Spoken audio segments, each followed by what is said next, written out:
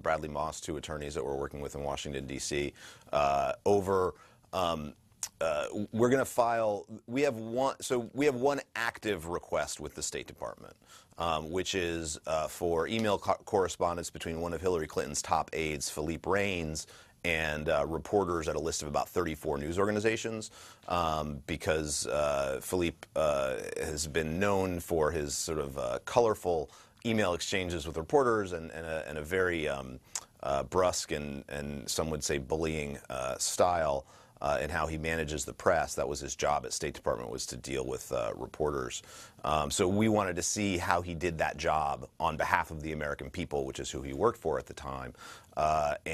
So we filed a request for back in, I believe this was a 2011 request, actually, and we received an absolutely preposterous response from the State Department, which is that they had no such records, that there were no emails between Philippe Reines and reporters at the New York Times, at the Wall Street Journal, at CNN, at every major news organization.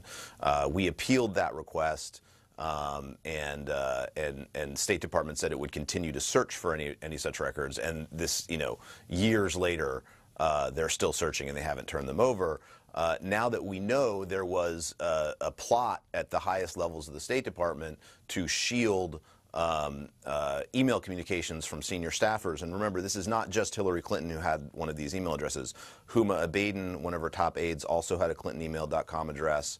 As far as we know, Philippe Reines actually did not have one. He says he did not have one.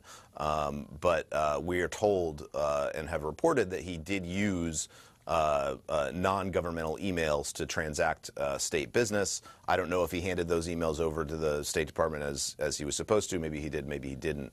But now that we know that there was this effort at the top to frustrate the efforts of FOIA requesters, we're filing probably today.